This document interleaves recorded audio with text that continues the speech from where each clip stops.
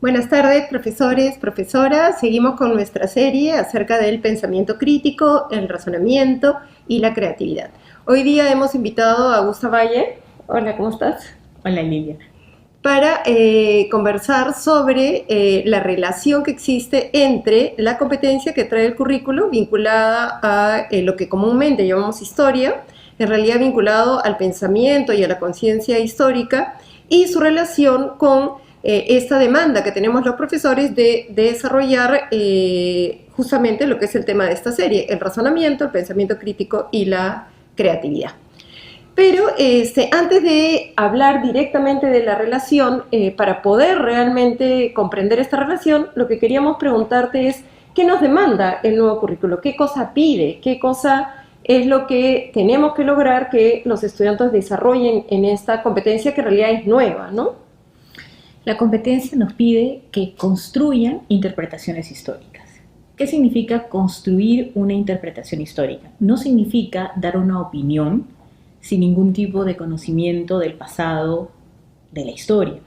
Porque muchas veces cuando se piensa en una reflexión crítica, en lo que termina convirtiéndose esa reflexión crítica es solamente en decir qué malo o qué bueno es esto. Construir interpretaciones históricas no va en ese sentido. Construir interpretaciones históricas implica, en primer lugar, entender el tiempo.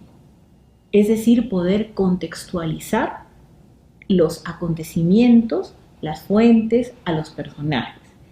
Implica entender la diferencia entre el presente, el pasado y el futuro y ver de qué manera están relacionados, de qué manera las acciones del presente tienen todo un pasado y tienen una proyección hacia el futuro.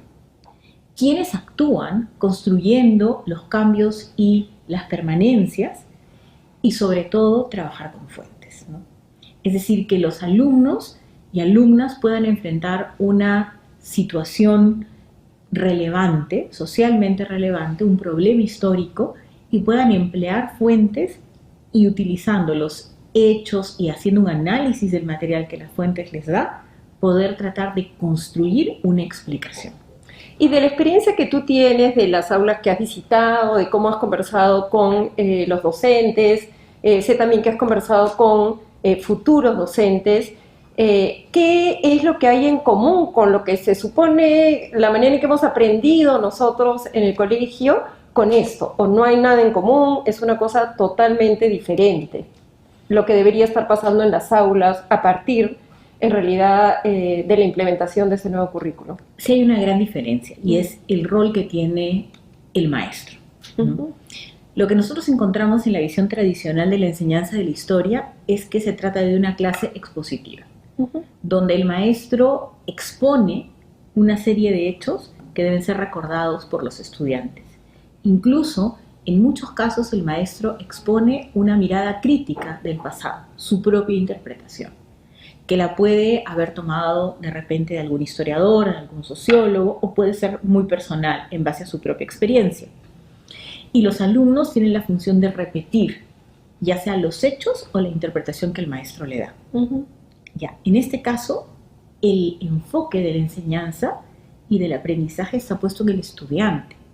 No se trata de que el maestro le dé una respuesta a las soluciones, a los problemas históricos que aparezcan, sino que más bien le plantee el reto a los estudiantes, les facilite el desarrollo de actividades que promuevan que ellos trabajen con las fuentes, que ellos usen los hechos históricos como piezas de un rompecabezas para construir su propia interpretación. Una interpretación, insisto, que no es caprichosa, no se trata de decir lo que se viene a la cabeza del alumno. Claro, no se trata yo creo, tú crees, él cree. No, porque eso no tendría ningún sentido, sino se trata de sustentar las ideas, de argumentar una postura. El alumno tiene que defender una postura y argumentarla. ¿En base a qué? Al análisis de esos hechos y al manejo de fuentes. Lo que acabas de decir me lleva a hacerte dos preguntas.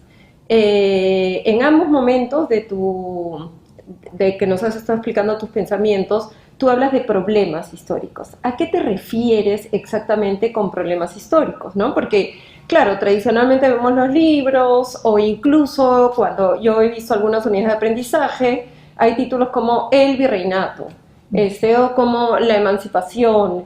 Entonces, ¿realmente qué es un problema histórico? ¿Cómo se relacionaría con esto que nos demandan de iniciar con situaciones significativas? Lo primero que hay que descartar es que un problema histórico sea buscar un dato o una fecha, ¿no?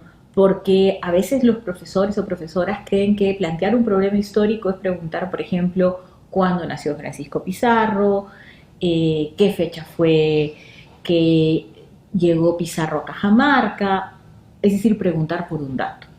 Preguntar por un problema histórico tiene otras implicancias. Implica, por ejemplo, trabajar con varias causas a la vez. Por ejemplo, ¿cuáles fueron las causas de la derrota de los incas en manos de los hombres de Pizarro? Entonces, no hay una sola causa. Tenemos varias causas. Entonces, el trabajo con esta multicausalidad hace que el alumno argumente desde su perspectiva y evaluando críticamente las fuentes y los hechos, para él cuál ha sido, por ejemplo, la causa más importante. Y eso me lleva a hacerte otra pregunta, porque es como si pensar, ya va a evaluar críticamente a las personas y decir, ya eso para secundaria. En primaria vamos a seguir con que conozcan los hechos primero, porque luego cuando sean grandes van a poder evaluar críticamente, etc. ¿Es esto así o es una competencia que en realidad podemos ir trabajando desde pequeños? Como toda competencia va progresando. O sea, nosotros no podemos esperar que un niño de segundo grado evalúe la conquista del Perú. De eso no se trata. Pero se trata de ir trabajando las habilidades, en realidad las capacidades que permiten este desarrollo de lo que llamamos el pensamiento histórico. ¿Ya? Entonces, por ejemplo, los niños pequeños pueden trabajar con objetos que son concretos, porque el gran problema de la enseñanza de la historia en los primeros años de la primaria es que es demasiado abstracta. Entonces, para el niño es muy difícil imaginarse, por ejemplo, el sistema político. Los estudios demuestran que para ellos es mucho más fácil hablar del presidente, el rey, que del sistema político. Aterrizarlo en personajes. Entonces, por ejemplo, ¿qué se puede hacer? ¿No? Se puede plantear el cambio y la continuidad a partir de un artefacto concreto. Ver cómo cambia, por ejemplo, cómo han cambiado los teléfonos. Desde que se inventaron hasta los teléfonos que se usan actualmente, los teléfonos móviles. Hacer líneas de tiempo, usar imágenes, que los niños, por ejemplo, planteen cómo imaginan el teléfono en el futuro. Y que planteen qué es lo que va cambiando, pero a la vez qué permanece. Finalmente el teléfono sigue cumpliendo una misma función, comunicarnos con otra persona.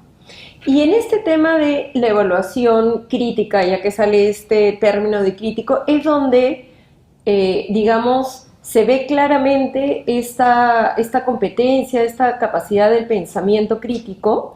Te pregunto, porque a veces los profesores también sentimos yo voy a desarrollar historia, pero tengo que aparte desarrollar esto.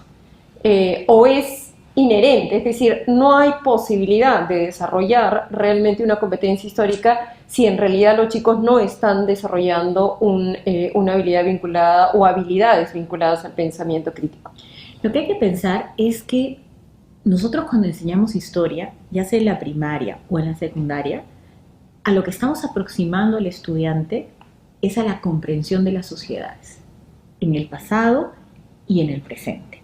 ¿Por qué? Porque todos los estudiantes son ciudadanos y ciudadanas. Y lo que en realidad está detrás de esta concepción de la enseñanza de la historia es un enfoque ciudadano.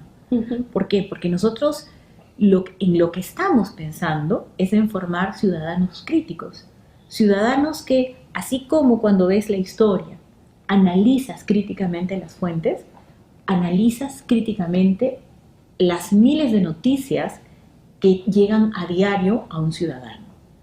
Así como eres capaz de entender que, por ejemplo, frente a un tema histórico hay varias perspectivas. Nunca será igual la perspectiva de un soldado alemán que la perspectiva de un soldado francés en la Primera Guerra Mundial.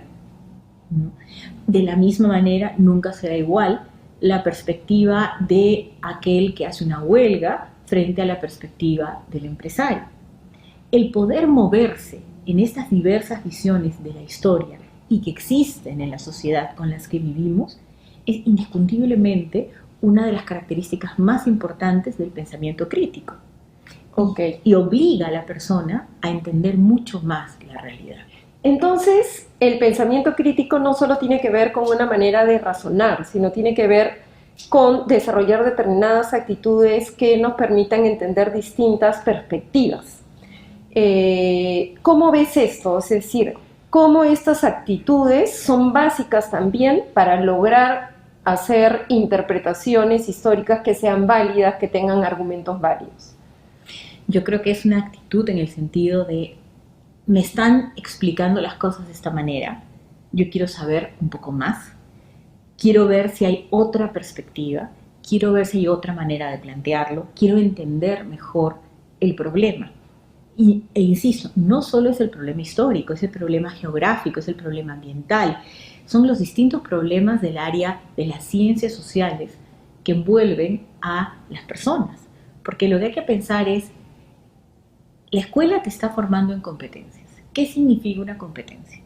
Una competencia no significa cumplir con una serie de habilidades nada más. Significa poner en juego habilidades, conocimientos, actitudes, aptitudes y poderlas usar en otras situaciones. Uh-huh. Eso no quiere decir que el profesor se invente una situación histórica que no existe.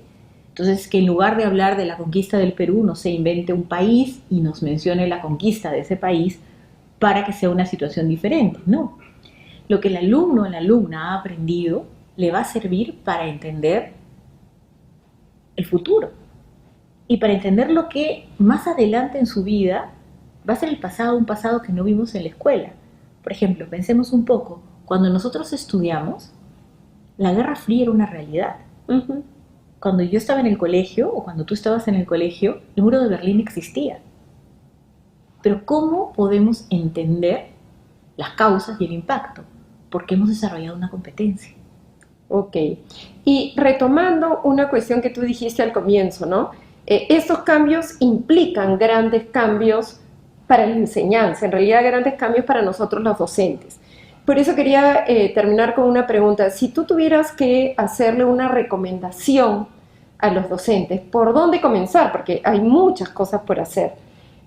¿Qué le recomendarías al docente? ¿En qué tendría que pensar? ¿En qué tendría que reflexionar? ¿Qué recomendación concreta le darías para iniciar los primeros pasos? Yo le diría que hay dos cosas que son fundamentales, dos recomendaciones que yo subrayaría. Primero, pensar en actividades que le permitan a los estudiantes pensar. Uh-huh. Pensar independientemente. Y en segundo lugar, no buscar la respuesta correcta, sino analizar cómo está razonando y reflexionando cada uno de sus estudiantes. ¿Por qué? Porque muchas veces nosotros decimos, esto está mal, pero lo que no entendemos es que detrás puede haber una representación equivocada. Uh-huh. O sea, ¿qué está entendiendo el alumno? ¿Qué está pensando el alumno? Porque muchas veces no logra expresar, sobre todo cuando son más chicos, lo que quieren por completo, por ejemplo, a través de un texto escrito. Uh-huh. Entonces, creo que tenemos que tener una calificación mucho más abierta en recoger también las propias experiencias con el pasado de nuestros estudiantes. Hay que empezar con que los estudiantes se den cuenta cómo vivimos rodeados del pasado y cómo el pasado marca nuestro presente. Entonces, no necesariamente tenemos que trabajar temas necesariamente lejanos, sino los temas que le interesan también a los estudiantes, ¿no? Uh-huh. Yo creo que ambas cosas son fundamentales, ¿no? Ok, te agradecemos, Augusta, que hayas estado hoy día con nosotros. Profesores, profesoras, vamos terminando las reflexiones de hoy día y creo que nos quedan grandes retos. Uno de los principales es cómo cambiamos nosotros, ¿no? No sé ustedes, pero en general cuando estudié yo, la idea era que los profesores teníamos que tener la respuesta. Y hoy nos damos cuenta que no tenemos que dar la respuesta, sino más bien ayudarlos a construir preguntas interesantes, problemas interesantes a ser investigados y ayudarlos en sus propios procesos a que ellos se den cuenta en la manera que están pensando, para que a partir de ahí logren construir interpretaciones sólidas que les permitan comprender el presente en el que viven y sobre todo comprender que lo que pueden hacer hoy puede estar definiendo el futuro en el que también vamos a vivir. Gracias por estar con nosotros. Gracias, Andrés. Gracias a ti.